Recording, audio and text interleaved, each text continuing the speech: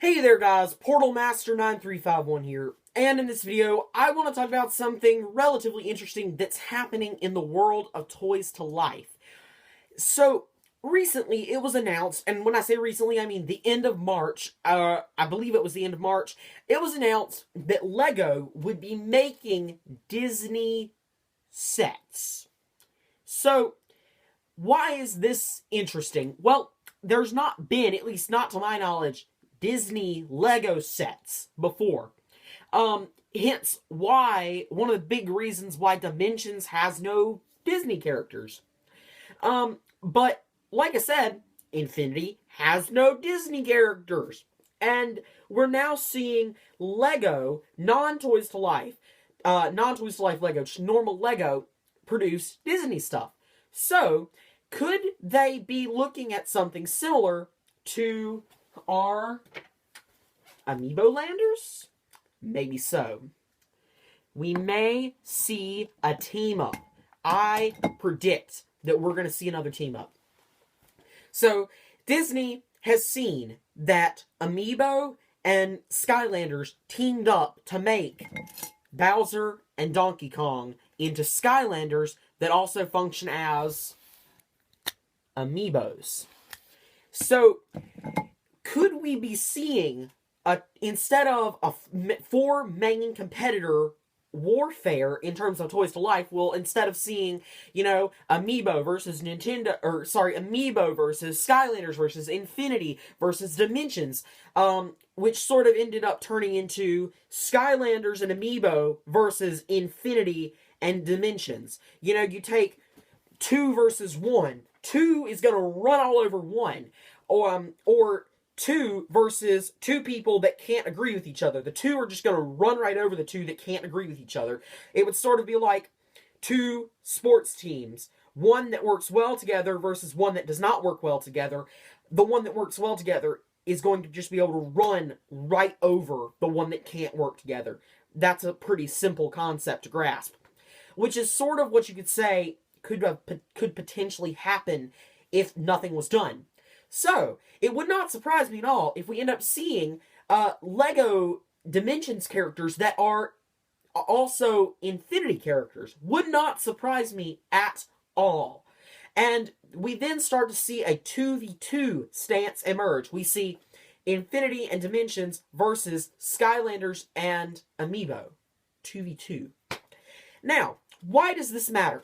Well, it is sort of interesting. It's a Toys to Life war, if you will. And really, since Infinity was announced, it was a Toys to Life war. That is nothing new. But it also is very similar. I've done a presentation on the history of video games and video game consoles before. And in doing that, I found that in the late 70s, early 80s, there were a lot of smaller console companies. There was Magnavox, Sega, all sorts of various small companies trying to get into this video game enterprise, which everyone thought was going to be a fad of some sorts. And in this, there also entered the three that we know today: Sony, Microsoft, and Nintendo. And they basically came in there and they trashed Magnavox, Sega, all those things. They got rid of all of those. They beat them by competing with them and became the last 3 consoles standing and sort of won the console war, if you will. Similar things occurred with the internet browsers. That's how Internet Explorer came out on top. There were a lot of other internet browsers, and somehow Internet Explorer, even though it's as slow as can be, still won the war. It just hasn't updated itself since then. They just gave it a new name, Microsoft Edge. But something that can also be regarded is that, Toys to Life has been regarded by a lot of people as a fad. And really, a fad can last as long as 10 years and still be considered a fad.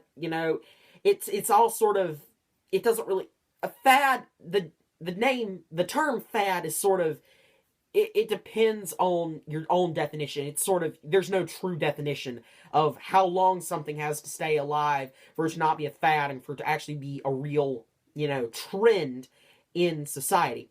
But Toys to Life, for example, is a very interesting matter in that we see it was created out of nothing, and all of a sudden, everyone wants to get in on it.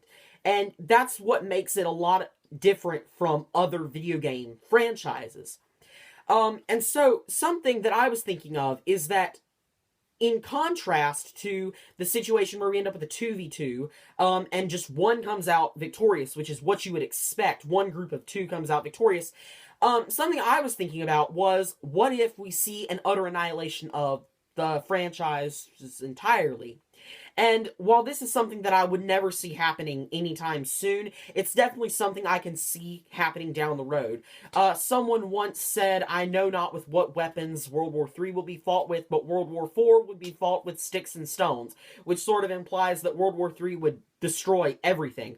So, if you could regard the initial skirmish between the four franchises as World War I, you could call World War II the 2v2, and somewhere down the road, you could call some sort of all-out guerrilla warfare on the other franchises, World War III, that could possibly result in the utter annihilation of the whole Toys to Life franchise, fad, phase, whatever you want to call it. Now, I don't see this happening for a while, but it's still something that, is imminent. And I think that one thing that's going to have to happen to avoid this is toning things back. And it's something that Skylanders did really well. Let me try to get a little bit more focus so you don't get quite as much flash in the background. I may end up turning these off in future videos just because it kind of annoys me. I don't know if it annoys you guys. Anyway, sorry. As was saying, something that can be done to avoid this utter annihilation of the Toys to Life franchises entirely is toning things back. And that is something that Skylanders actually did this time around. We had some of the fewest characters to date. We actually had the fewest characters, and the second fewest amount of normal figures entirely. We only had 20... 20, if you count the Nintendo characters. We only had 20 characters, which is fewer than any other game, because SSA had 32, which was the smallest to date, before Superchargers. And altogether we had 40 figures, if you count the vehicles, which is less than Giants, which was the second largest one. So, I think that it was definitely a step in the right direction, toning things back and just releasing a lucrative amount of variants. That way, you're able to, like I said, tone things back for your casual gamers. And this time, you only needed what was in the starter pack plus a sea and a sky vehicle in order to 100% the game, which was definitely a step in the right direction for Skylanders. And I think that in the future, we'll see more and more Toys to Life companies doing this. And a lot of people, I think, mistook that for saying that Skylanders was dying. And I don't think that that is the case. I think it was just in order to prevent it from dying. To preserve it, to keep it in a good place. And it's something that you'll also see with Amiibo, for example. They release waves. And it's a bit different from Skylanders waves. They all tend to be relatively the same size, coming at large intervals with long periods of time in between in which things are restocked. And this is sort of a way to say, okay, here's $200 worth of Amiibos. Buy them, and then you have a 3-month reprieve until you need to buy $200 more worth of Amiibo stuff if you're a hardcore collector. But we'll release some of these other stuff in the middle, some Amiibo products, games, whatever, that you can buy in the meantime, to sort of satisfy your hunger for new products if you're into that. And I think that's sort of what Skylanders did this year with releasing only a few characters, but a lot of variants. You're able to say, if you're just a casual gamer who just wants to play Skylanders, just a little bit, you don't want to have a super big collection, here you can have, just a few characters. If you're a little bit more moderate collector, then here are 40 new figures for you to get. It won't overwhelm you, but it's still, a good number of figures. And if you're the hardcore collector, we made all these variants for you to get. So I think that they sort of tried to appeal to a wider array of people. People that might be on a lower budget and people that might be on a higher budget. For me, I fall in the middle of that. I know I have one variant right here, and that's it. And I've never really been big into collecting variants. I just sort of picked them up whenever. I've always just considered myself, sort of a moderate collector. And I think that Amiibo and Skylanders have been doing that correctly. I'm not as familiar with Dimensions, and I know Infinity follows a very similar release pattern to Skylanders. They just do less variants. So I think that Infinity has always tried less appeal to the hardcore collectors and more so towards the casual collectors. But anyways, that's just sort of a discussion. I'm about to rant. I don't really think it's so much of a rant, as I'm just sort of discussing the future of Toys to Life. But one other thing I think is that we'll see Infinity move towards a more reduced amount of characters in the coming years. Because basically, possibly to a more Amiibo-styled release than anything else, because I actually remember an interview where one of the developers of Infinity said, we've got the core set now. We've got classic Disney, we've got Marvel, and we've got Star Wars. We've got the big three. We have the main three. Now we can just build on that. And I think that sort of what Amiibo has been doing is it's sort of released the core set of Nintendo characters and then added on to it as time went on and as games released.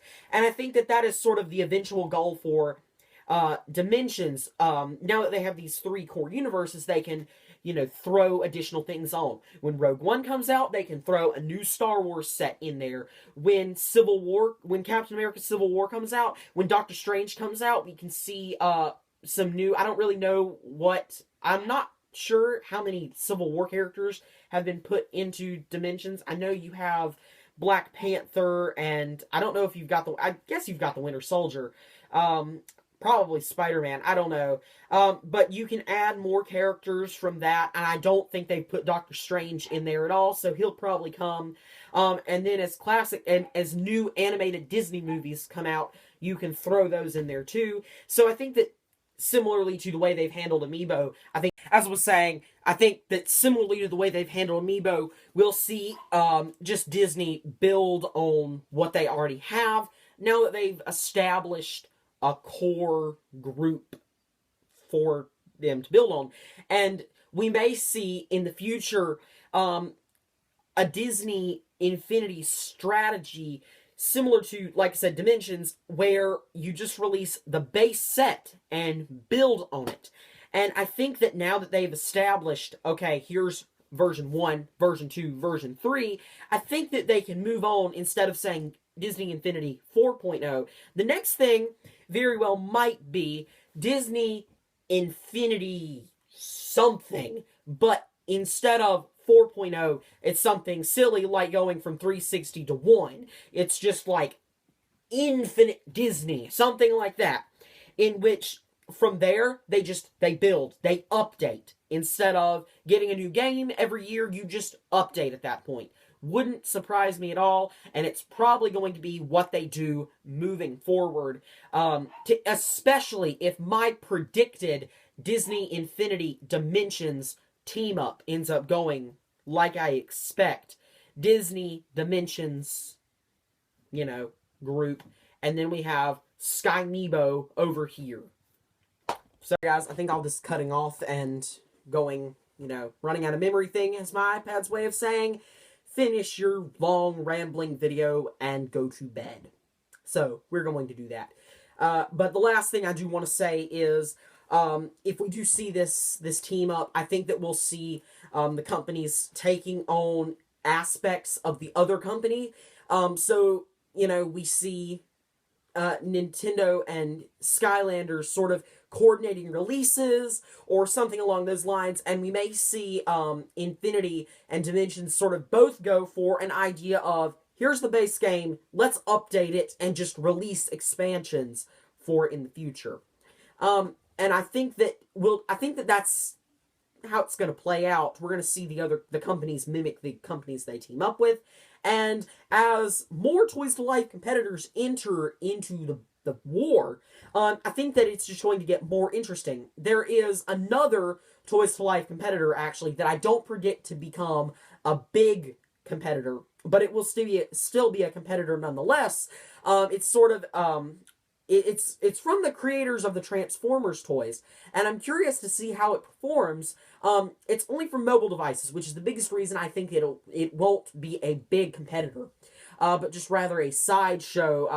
Something that's Switzerland, if you will, a neutral thing in the war that's just sort of so small and so insignificant that it doesn't really team up with anything. My apologies if you live in Switzerland. But, I mean, that's kind of how it went. But anyways, that's all I have for now for my big analogy of how Toys to Life is a battlefield, just like love. That's a song, by the way. Hopefully someone out there got that.